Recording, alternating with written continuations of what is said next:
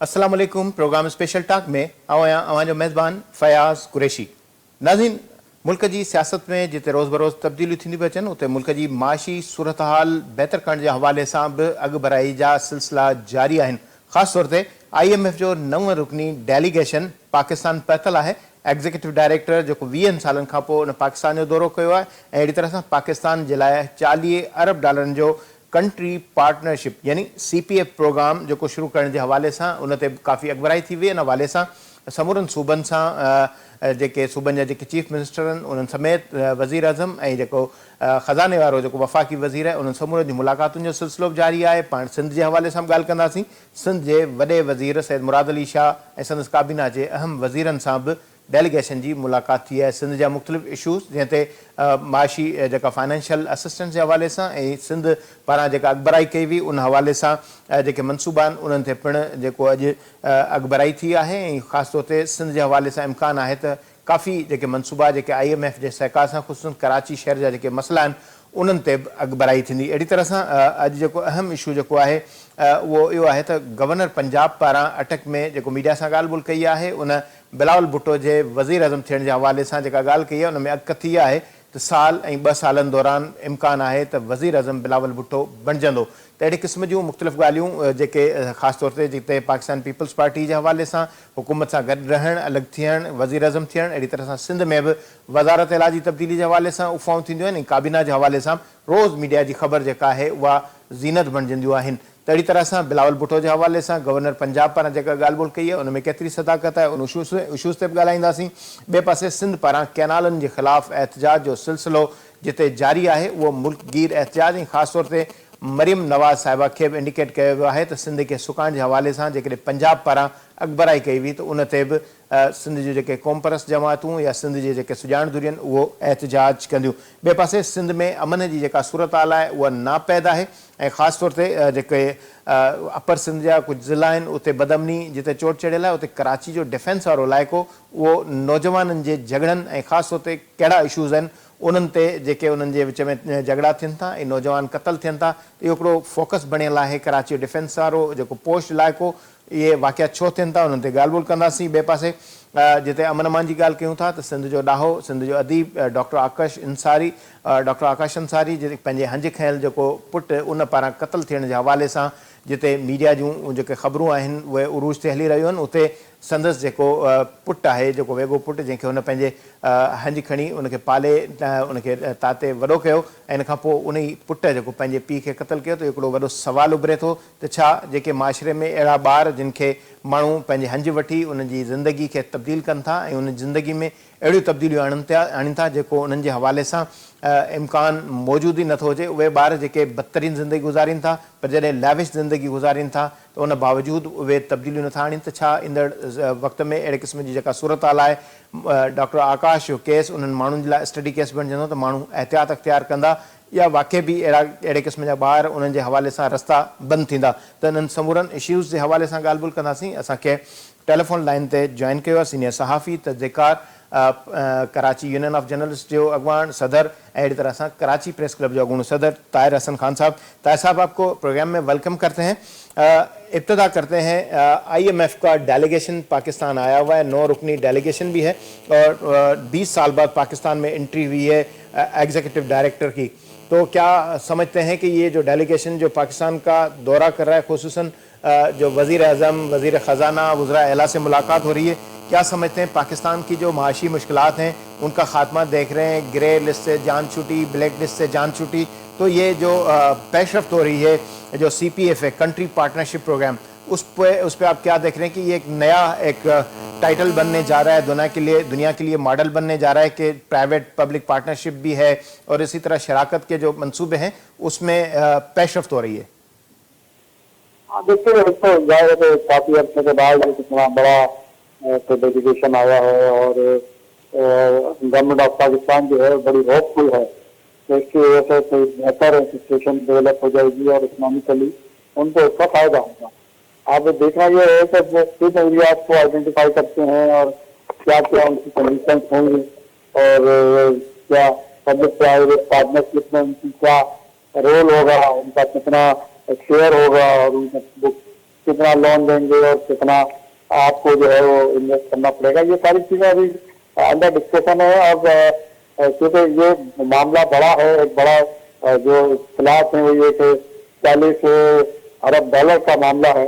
अब उस इतने बड़े जो फंड हैं उसके यूटिलाइजेशन के लिए और उसके ये सिस्टम को बेहतर करने के लिए जो उसमें इकोनॉमी में आपके कितना इंजेक्ट होता है, कितना जो है वो आपको उसका डिविडेंड देना पड़ेगा, ये सारी चीजें अभी अंडर डिस्कशन है। और बहुत सारे मामला में पाकिस्तानी गवर्नमेंट भी जो है वो काम कर रही होगी यकीनन, और उन्होंने काम किया होगा, क्योंकि ये एक बड़ा एक फैसला है और उनकी एक पूरी प्रॉपर इकोनॉमी की टीम आई हुई है तो पाकिस्तान की इकोनॉमी को और उसकी मामला को पहले असिस्ट करेंगे, देखेंगे और फिर उसमें आप जो क्या मदद कर सकते हैं वो आपको बताएंगे।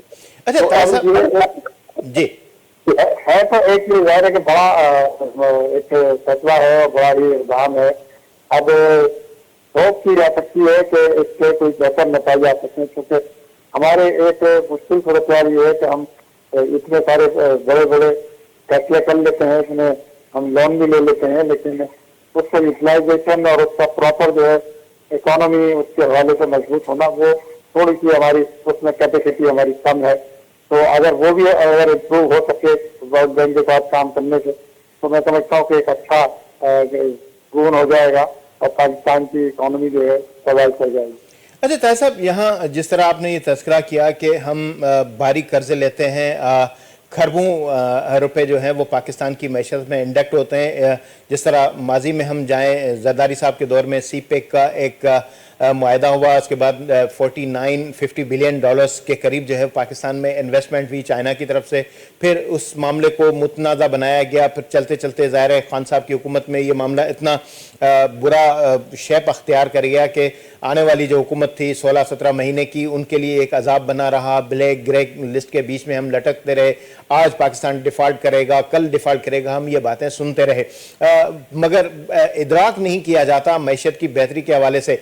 दूसरी जानब ये जो 50 बिलियन डॉलर्स का मैंने जिस तरह सीपेक का जिक्र किया, तो ये जो CPF जो है कंट्री पार्टनरशिप जो IMF की जानिब से दिया जा रहा है, उसको दूसरे शेप में अगर देखा जाए तो ये तनकीद की जाती है कि ये सीपेक को काउंटर करने के लिए अमेरिकन इन्वेस्टमेंट जो है वो लाने की कोशिश की जा रही है और पाकिस्तान को जो है जो सुपर पावर ब्लॉक्स हैं उसके बीच में जो डोलती कश्ती है उसके बीच में उनको ललचाया जा रहा है। तो समझते हैं कि ये मामला आलमी एक तनाज़े की शिद्दत में मुश्किलात का शिकार बन सकता है या इसके मस्बत असरात जो हैं वो मुरतब होंगे। देखिए, एक तो पाकिस्तान जो है बड़ा स्ट्रेटेजिक सिचुएशन है इसकी, और वो जाहिर है कि वो उसका इम्पोर्टेंस जो है वो चाइना को भी पता है और दीगर जो भी सुपर पावर्स हैं अमेरिका समेत सबको पता है।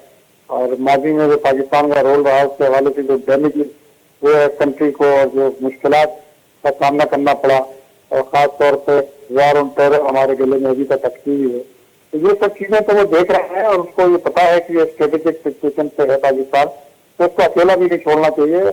इसी हवाले से सारी चीजें मैनेज हो रही हैं। चाइना को भी जाहिर है अपना उनका अपना मामला है, पड़ोसी मुल्क हैं उनके, और अगर हम कमजोर होंगे तो चाइना के लिए कोई मुश्किल सूरत हाल भी हो सकती है। लिहाजा वो भी कोशिश करता है कि अपने तौर पर पाकिस्तान की हेल्प करके कुछ इसको इतना स्ट्रेंथन करे कि ये खड़ा रहे। इसी हवाले से अमेरिका भी है, क्योंकि इस रीजन में चाइना भी है, इंडिया भी है, और ये ब्रिक्स की जो वो है पड़ोसी वाले मामला हैं वो भी चल रहे हैं। तो पाकिस्तान अभी तक जो है वो उनके लिए भी एक स्ट्रॉन्ग स्ट्रेटेजिक पार्टनर है और उन्हें इस बात का पता है कि अगर पाकिस्तान की इकोनॉमी बेहतर कर दी जाए तो एक और मजबूत अलाइज इस रीजन में उनके अवेलेबल हो सकता है। तो ये दोनों चीजें अवेलेबल हैं और हमें बहुत एहतियात के साथ और बहुत ही हमें जिम्मेदारी के साथ इन दोनों मामला लेकर चलना पड़ेगा। और हमें पहले हम बड़ा नुकसान उठा चुके हैं, कभी वन साइड कभी अदर साइड, तो हम अगर दोनों मामला को एक साथ लेकर चल सकें अपनी तमाम तर सलाहियतों के साथ तो हमें फायदा होगा। अच्छा ताज साहब, ज़ाहिर है, सवाल से क्वेश्चंस की ब्रांचेस निकलती जाती हैं जब हम इस तरह की बातें करते हैं। जिम्मेदारी का तय होना चाहिए। गुज़िश्ता दिनों हमने देखा कि सिंध असेंबली में ज़रूरी टैक्स के नफाज के हवाले से मामला सामने आया। पीपल्स पार्टी हमेशा एग्रीकल्चर टैक्स के अगेंस्ट होती है, मगर उनका ये कहना था पीपल्स पार्टी का कि हमने मुल्की मफाद की खातिर जो है ये टैक्स जो है वो कबूल किया है, क्योंकि पाकिस्तान की फाइनेंशियल बैलेंस डिसबैलेंस को हमने जो है नज़र में रखना है और पाकिस्तान सबसे पहले है। तो जिस तरह हम पहले तज़किरा कर रहे थे कि मुल्की मैशत की मजबूती के हवाले से इकदाम नहीं होते, फिर नतीजतन जो कर्ज होते हैं वो कर्ज दर कर्ज में हम लपेटे जाते हैं। फिर इस तरह होता है कि जिस तरह हम ज़रूरी टैक्स की बात कर रहे हैं तो ऑफिशियल सिविल सर्वेंट्स जो है तरमीमी बिल भी एक कौमी असेंबली में लाने की बात हुई, वो भी कहा गया कि IMF की ख्वाहिश पर है। बेसिकली तो वो अच्छी चीज़ें हैं कि जो बड़े अफसरान हैं, अफसरशाही है, इस्टेब्लिशमेंट है, वो अपने असासे जो हैं वो जाहिर नहीं करते, उनकी फैमिली के असासे जो हैं वो जाहिर नहीं होते। फिर ये एक कानून, हमेशा हमारे पास कानून होते हैं मगर कानून पर अमल नहीं होता। देखा ये जाता है कि ये भी इस तरह सिविल सर्वेंट तरमीमी बिल अगर आता है तो समझते हैं कि ब्यूरोक्रेसी इस चीज़ को एक्सेप्ट करेगी कि अपने अगेंस्ट में वो इस तरह का कानून कबूल करें कि उनके बैरून मुल्क क्या असासे हैं, मुल्क में ख़ानदान के असासे क्या, वो डिनाई करेगी या समझते हैं कि वो कोऑपरेट करेगी सबसे पहले पाकिस्तान के मफाद में। देखिए, मेरा ख्याल ये है कि टैक्सिस को जो है देना सबकी जिम्मेदारी है, और अगर वो टैक्सिस के जिम्मे में आते हैं तो उनको देना चाहिए, और इसमें कोई दो राय नहीं है। इसलिए कि जो तबका है वो सबसे ज्यादा इस वक्त अफेक्टेड है। आप अगर टैक्स पर ऐसे देखें तो वो ही सबसे ज्यादा टैक्स ले रहे हैं, बल्कि टैक्स रिजेक्ट हो जाता है उनका।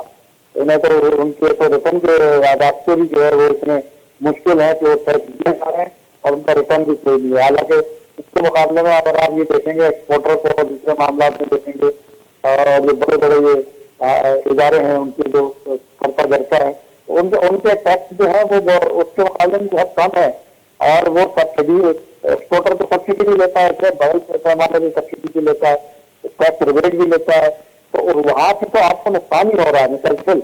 और मैं समझता हूँ एग्रीकल्चर टैक्स बहुत बड़ी डिमांड थी, बहुत पुरानी थी, और उसको लगना चाहिए। लेकिन इसके साथ ही सूबाई हुकूमतों की जिम्मेदारी है कि कम अज कम ग्रोअर को जो है वो उसके सब्सिडीज बढ़ाए, ग्रोअर्स के लिए जो फैसिलिटीज बढ़ाए, क्योंकि जितना ज्यादा आपकी प्रोडक्शन एग्रीकल्चर की होगी उतना आपको वॉल्यूम टैक्स का बढ़ेगा। आप अगर सिर्फ टैक्स लेना शुरू कर देंगे और उनको अगर कंपनसेट नहीं करेंगे तो मैं समझता हूँ ये एक क्लब की तरफ जाएगा मामला, क्योंकि एग्रीकल्चर जो है वो वाहिद ऐसी चीज है जिसकी वजह से आपकी फूड इनसिक्योरिटी इस मुल्क में नहीं है। और अगर आप किसी भी गलती से आपने फूड सिक्योरिटी जो आपने डिस्कस किया तो फिर ये बहुत ही मुश्किल सूरत हाल होगी। और वैसे भी जो है वो कभी हम ड्राउट में खतरे में फंसे रहते हैं, कभी किसी और पानी की शॉर्टेज के मामला में फंसे रहते हैं। तो हमें जो है वो अब मेरा ख्याल है कि हमें इससे ज्यादा एक जरूरत इस बात की है कि नेशनल डायलॉग हो और उसमें हम क्या करें तो जो एक्सपर्टीज है वो आगे आए। और जरूरी नहीं कि हम ब्यूरोक्रेट से सारी चीजें छोड़ दें, हम कुछ एक्सपर्टीज को भी लेंगे, बाहर से भी बेहतर लोग अवेलेबल है, और पाकिस्तान में जो लोग एक्सपर्टीज बाहर चले गए उनको भी आप एंगेज कर सकते हैं। भले वो ये ना है लेकिन वहां से बैठ कर भी आपको गाइड कर सकते हैं, चीजें बेहतर की जा सकती है। लेकिन इसके लिए एक जॉइंट डायलॉग की जरूरत है, और फिर उसके बाद जो है एक अच्छी जो है मैनेजमेंट की जरूरत है। दुआ करते हैं हम तो एक अच्छी मैनेजमेंट भी हमारी मिल जाए और हमें एक नेशनल डायलॉग की तरफ चले जाए, क्योंकि अभी तक तो हम जो है वो सिर्फ हम रखने और जाने और बेहतर कंट्री से जाने और फाइनेंशियल सिचुएशन से दुआएं में लगे हुए हैं। तो जो छोटा मोटा अगर सेक्टर की बेहतरी की तरफ जा भी सकता था तो ये ग्राम समझाने के मामला की एक है जो मामला रुक सकता है।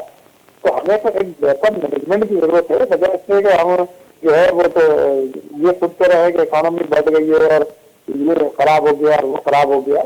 बेहतरी की तरफ जाना पड़ेगा एक बेस्ट मैनेजमेंट के साथ। ताज साहब, इसी से कंसर्न जो मैं चाहूँगा कि थोड़ा क्वेश्चन सिंध के हवाले से भी करूँ, मगर ब्रेक का वक्त हुआ चाहता है। मैं ब्रेक से लौट के इस हवाले से बात करना चाहूँगा कि वर्ल्ड बैंक के साथ सिंध के चीफ मिनिस्टर सैयद मुराद अली शाह और उनकी काबीना के अरकान की मुलाकात हुई है। मुख्तलिफ जो महकमे उनके हवाले से भी पेशरफ्त के हवाले से बातचीत हो रही है, तो उस पर बात करते हैं। हिकड़ी नंढी साई वठी मोटी था अचूं ऐं इन ते ॿीहर डिस्कस कंदासीं। वठूं था शॉर्ट ब्रेक।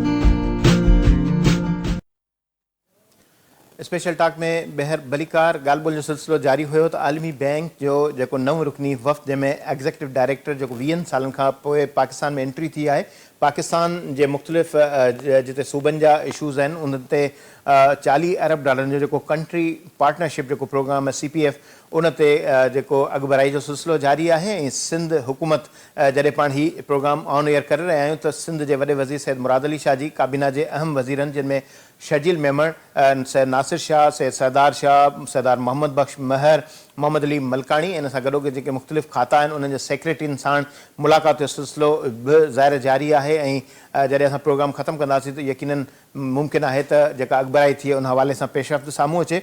सेक्रेटरी तवानाई, finance, irrigation, school education, social protection, health department, local government, agriculture supply, livestock, investment department, IT, INC ऐं सेक्रेटरी वर्क्स जेके आहिनि उहे बि हिन गॾिजाणी में मौजूदु आहिनि।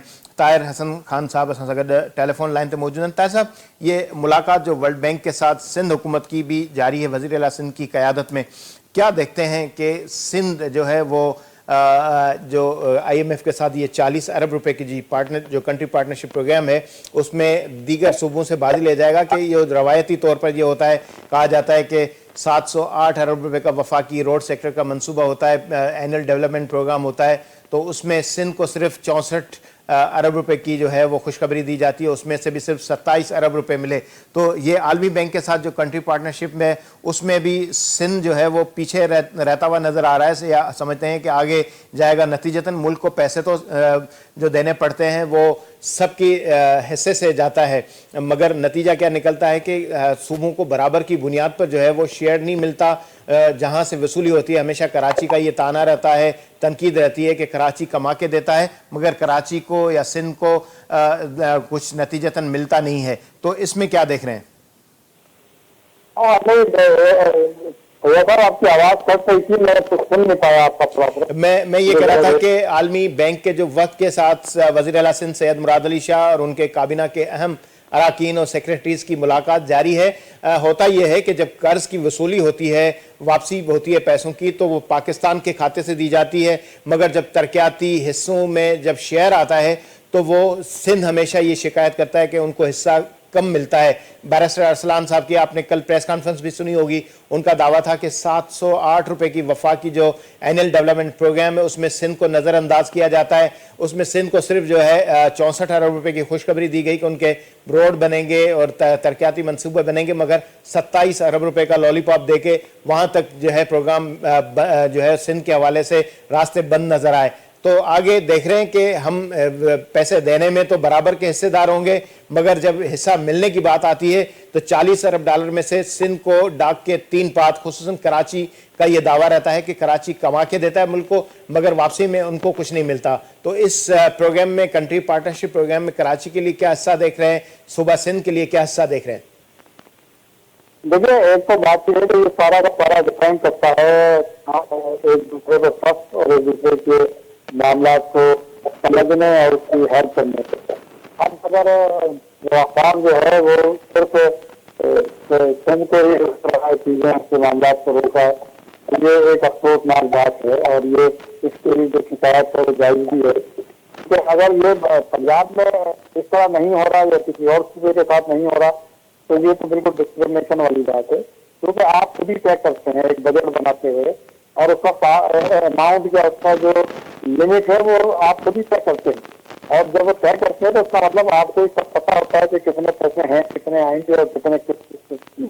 लेकिन अहम वक्त जब आपके पास पैसे भी आ जाते हैं और आपका सारे मामला हो जाते हैं और उसके बाद आप ये कोशिश करते हैं कि नहीं अभी यहाँ कोई मामला को रोक लें और उनको ना दें और उनको ना दें, तो इससे जो है वो एक दूसरे पे एतमाद को जो है अदम एतमाद बढ़ता है और ये कोई अच्छी बात नहीं है, क्योंकि पाकिस्तान का एक हिस्सा है और सबसे ज्यादा टैक्सेस देने वाला जो है वो सूबा है। अब अगर उसके बावजूद भी इस तरह की डिस्क्रिमिनेशन के मामला होते हैं जो माजी में भी होते रहे हैं और उसका जो है बहुत ही हमें नुकसान भी होता रहा है, और इसी यही कंप्लेंट तो सारी की सारी हम माजी में भी 70 से पहले भी सुनते आए और अब भी यही सुनने आ रहे हैं। तो कहीं ना कहीं इसका कोई जिम्मेदार जरूर बैठा हुआ है, और वो जिम्मेदार जो है उसका आइडेंटिफाई होना जरूरी है। और वो आइडेंटिफाई हो भी या ना हो, लेकिन ये कि अगर शेयर किसी का बनता है तो उसको देना चाहिए, ये उसका हक बनता है। और अगर आप नहीं देंगे तो फिर जाहिर है कि दूसरे जो सूबे के लोग हैं वो इस बात को पता शोर करेंगे इससे कि हमारे पास जाती हो रही है और हमारे पैसे नहीं दिए जा रहे। एक बात। तो दूसरी बात यह है कि मैं समझता हूँ कि नून लीग को अब अपना थोड़ा सा सियासत का पैटर्न चेंज करना चाहिए, क्योंकि माजी के भी जो रिकॉर्ड हैं वो यही रहे हैं कि वो इख्तियार में आने के बाद बहुत सारी चीजों को या तो मैनेज भी कर पाते हैं, या फिर ये कि वो उस नजर से नहीं देखते जिस नजर से उनको देखना चाहिए चीजों को बेहतर करने के लिए। अगर कोई इसमें कहीं कोई खराबी है और किसी कोई मुश्किलात है तो सियासी मुश्किलात है तो भी दूर करनी चाहिए। और अगर कहीं कोई, मैं समझता हूँ कि माइंड सेट का प्रॉब्लम है तो उसको भी एड्रेस होना चाहिए। इसलिए तो ये माइंड सेट के प्रॉब्लम से बहुत बड़े बड़े मुश्किलात में आ रहे हैं, और अब इस माइंड सेट को खत्म करके हमें एक एतमाद की फजा कायम करनी पड़ेगी, और जिसका जो राइट है वो उसको देना पड़ेगा। या तो फिर ये कि आप जब बनाते हैं बजट और जब लिमिट सेट कर रहे होते हैं तो उस वक्त आप क्यों नहीं इस बात को जो है वो देखते हैं कि हमारे पास रिकवरी आएगी इतनी या नहीं आएगी, और अगर आएगी और आ जाए और ना दे तो फिर ये बहुत नामुनासिब बात होती है। इसकी जो है कोई अच्छी नताइज नहीं आते। और अगर ये चाहते हैं कि इस तरह की सूरत हाल है तो बहुत ही मुश्किल सूरत हाल है। और आज आप देखें कि स्किल से नून लीग बिल्कुल वैट आउट हो गई है। इसीलिए तो यहाँ के लोगों को ये बात बहुत ज्यादा जो है वो समझ में आ रही है कि जब भी नून लीग की हुकूमत आती है तो स्किल का जो राइट है वो अफेक्ट होता है। सही। अच्छा ताहिर साहब, ज़ाहिर है जब वफाक की जो ज़्यादतियों के हवाले से बात करते हैं तो आज हमने तर्जमान सिंध के वज़ीर इत्तलात और वज़ीर इत्तलात पंजाब के भी बयानात देखे सुने, तनकीद की गई। एक तरफ ये भी कहा जाता है कि भतीजी को जो है चचा जो है वो नवाजते हैं, इस वजह से वहाँ बड़े ज़बरदस्त प्रोग्राम होते हैं और सिंध अपने वसाइल से जो है ये इस तरह की बातें करते हैं। मैंने प्रोग्राम के इंट्रो में तस्करा किया था कि गवर्नर पंजाब साहब ने अटक में मीडिया से बातचीत करते हुए इस बात का भी तस्करा किया कि साल 2 साल में बिलावल भुट्टो वज़ीर आज़म बनेंगे। तो ये सारी फिनामिना समझते हैं कि इसी सिलसिले की ये अफवाहें उठती हैं, कभी काबीना में तब्दीली की बातें आती हैं, कभी सिंध काबीना में, कभी वफाकी काबीना में, कभी वज़ीर आज़म के तब्दीली के हवाले से बात आती है, कभी वज़ीर आला की तब्दीली के हवाले से बात आती है। मेरे इसी प्रोग्राम में इम्तियाज़ फ़ारान साहब ने भी ये जिक्र किया था कि आने वाले साल का जो बजट है जो 2025-26 का, वो नवाज शरीफ साहब वज़ीर आज़म बनेंगे, वो पेश करेंगे। तो ये बिलावल साहब के हवाले से भी इस तरह की बातें सामने आती हैं। तो ये इस तरह की बातें होती क्यों हैं, और ये इस तरह की जो फिजा पैदा की जाती है, जो बेएतमादी की होती, क्यों पैदा की जाती है? क्या इस चीज़ को वो समझते नहीं है हुक्मरान के इस तरह के मामला जो हैं उनको रुकना चाहिए? अभी मेरा ख्याल जो है कि इसमें जो बहुत ज्यादा मामला है वो बदअतमादी का है, एतमाद ना होना है। और उसके बाद जो है फिर वो लीडरशिप का जो रवैया है और जो उनके बयानात हैं और उससे जो पैदा होती है सूरत हाल, ये सब एक बिल्कुल मिलती जुलती चीज़ों की कड़ियाँ हैं। और अब इस बात की बहुत शदीद ज़रूरत है कि पॉलिटिशियन जो हैं वो बहुत ही सिंसियरिटी के साथ, जिम्मेदारी के साथ जो है चीज़ों को हैंडल करें, सियासी बुनियादों पर भी और गैर सियासी बुनियादों पर भी। अपने आप को भी ना नुकसान पहुँचाए और जमहूरियत को भी ना नुकसान पहुँचाए। अगर इस तरह के बयानबाजी और इस तरह के ज़बानी हमलों का सिलसिला भी अगर जारी रहा तो ये भी जमहूरियत के हक में अच्छा नहीं होता। इसलिए कि माजी में जो है वो बहुत सारे ताले आजमा यही कहते आ गए कि दूसरे को जो है नीचे दिखाते रहते हैं, काम नहीं करते, दूसरे के लिए मसाइल खड़े करते हैं। तो अगर आप चाहते हैं कि वही माजी की ट्रैक रिकॉर्ड जो है दोबारा रिपीट हो और वो ताले आजमा जो है फिर आ जाए और आपकी और उसकी वजह भी आप ही हों और आप ही के रवैये और आप ही के बयानात हों, तो ये तो लोगों को आप जमहूरियत से दूर करने की बात कर रहे हैं। लोगों को आप जो है वो एक मुश्किल सूरत हाल में डाल रहे हैं कि वो कुछ ऐसा फैसला करें इस मुल्क की जमहूरियत, इस मुल्क के इदारे और इस मुल्क के आवाम को नुकसान पहुंचा।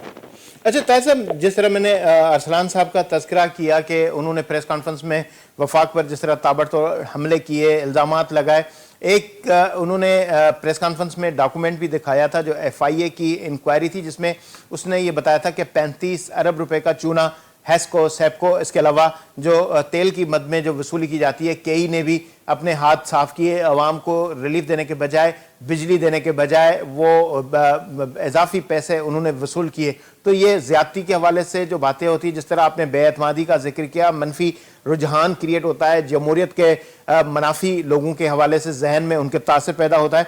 तो ये 35 अरब रुपए का चूना लगाया गया, इस तरह की ज्यादतियां भी नहीं रुकती। तो ये क्या समझते हैं, वफाक तरक्याती मंसूबे में भी हिस्सा नहीं देता, फिर हैस्को सैपको, केई और ये इस तरह की नाजायज़ वसूलियाँ, बिजली 16-18 घंटे ना होना, ये एक मुश्किलात का सबब नहीं बन रहे। गैस के हवाले से भी बातें होती हैं कि गैस भी पैदा करते हैं, 1600 क्यूबिक फिट की रिक्वायरमेंट है और हम पंजाब 4% जो है पैदाइश के बावजूद हमें अपना हिस्सा नहीं मिलता। देखिए, बिल्कुल आपने बहुत सारी चीजों का जिक्र किया है। अब अगर इसी को जो है वो ग्राउंड बना के अगर मामला थोड़ा एक्शन हो जाए तो आवाम को इनके साथ नहीं खड़े होंगे, क्योंकि ये सारी चीजें जो है वो खुद ही मैनेज कर रहे हैं, खुद ही चीजों को खराब कर रहे हैं, खुद ही अपनी इंतजामिया के फेलियर होने का सबूत दे रहे हैं, खुद ही अपने जो है वो माइंड सेट को जो है एक्सपोज कर रहे हैं। तो इनका तो खुद ही फर्ज बनता है कि चीजों को ठीक करें। अगर किसी की शिकायत है तो उसको एड्रेस करें। और ऐसे मामला में तो शिकायत भी होती है और उसको एड्रेस भी किया जाता है, लेकिन यहाँ एड्रेस करने का कोई मैकेनिज्म है नहीं। और एड्रेस करने के अगर मैकेनिज्म नहीं होगा तो फिर ये बदनामी बढ़ती है, फिर एक दूसरे को जबानी जो है वो हमले शुरू हो जाते हैं। और मैं समझता हूँ इसको रोकना चाहिए सिंसियरिटी के साथ। ये बहुत सारे अल्फाज भी ऐसे इस्तेमाल होते हैं जो लोगों को दिलों में जाके ज्यादा असर करते हैं, तो वो एक जो उनकी सोच है वो उसको तब्दील कर देते हैं, जिसको नुकसान होता है। तो आपको तो अगर सिंसियरिटी के साथ अगर आप नहीं कर सकते तो फिर मुश्किल सूरत हाल में आप खुद भी जाते हैं, अब्बल भी जाता है। अच्छा ताज साहब, वक्त जो है कम होता जा रहा है, तो मैं चाहता हूं कि कंक्लूटिव में एक दो सवाल कर लूं। सिंध की जानिब से कैनालों पर एतराज़ात का भी सिलसिला है, मुसलसल जारी है, ज़बरदस्ती बनाने के हवाले से बातें हो रही हैं। अब हालत यह है कि मरीम नवाज साहबा के भी हवाले से अपोजिशन जमातों ने कहा कि अगर सिंध को सुखाने की कोशिश की तो उनके खिलाफ भी एहतजाज किया जाएगा।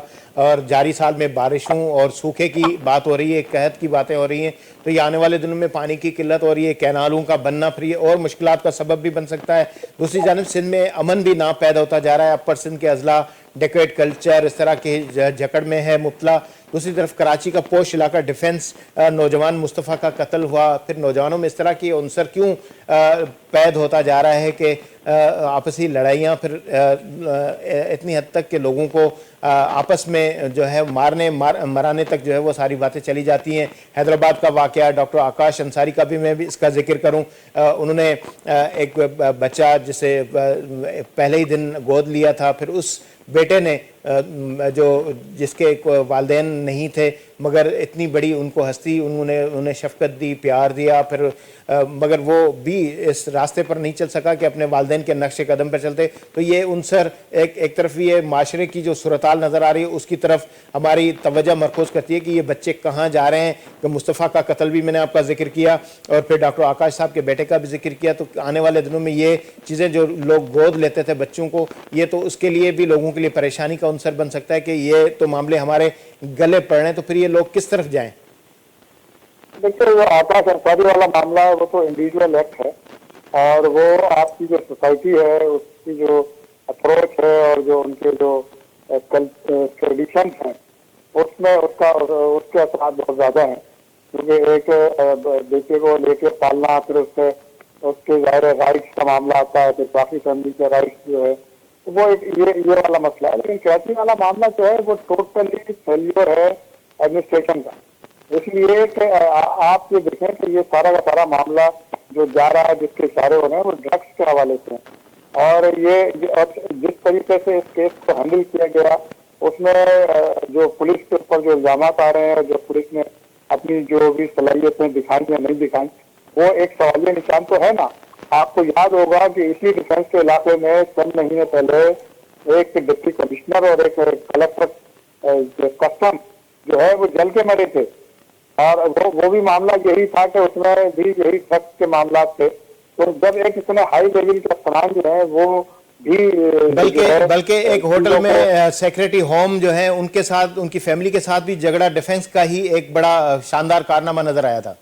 हाँ बिल्कुल बिल्कुल। तो ये मेरा ख्याल एडमिनिस्ट्रेशन में फेलियर है, और इसमें अगर आपके पास अच्छे अफसरान नहीं है तो आपको अच्छे अफसरान बनाने पड़ेंगे, और अगर नहीं है तो आपको दूसरे सूबों से या मरकज से लेने पड़ेंगे। क्योंकि एक बात तो क्या है कि बहुत तवील अरसे तक अफसरान अगर आप रखते हैं तो वो उनके इंटरेस्ट डेवलप हो जाते हैं, और फिर वो उस इंटरेस्ट के लिए काम करते हैं, ना कि वो एडमिनिस्ट्रेशन को ठीक करने के लिए। कैनालों के हवाले से भी सोखे की भी बात की थी, कहत का भी। कैनालों से देखिए, कैनालों का तो मामला बहुत सीरियस है, और इस पे बड़ा मेरा ख्याल है संजीदगी से लेना चाहिए। क्योंकि एक चीज देखिए कि हिंदुस्तान में एक बहुत बड़ा स्कैंडल आया अभी सामने, और वो ये आया कि प्राइम मिनिस्टर मोदी ने अपने एक बिजनेसमैन दोस्त को कच्छ के इलाके में, जो डिस्प्यूटेड है, बड़ा बॉर्डर एरिया है पाकिस्तान हिंदुस्तान का, वहां पे एक बड़ा जो है विंड पावर प्लांट लगाने की परमिशन दी, उनको जमीन दी गई।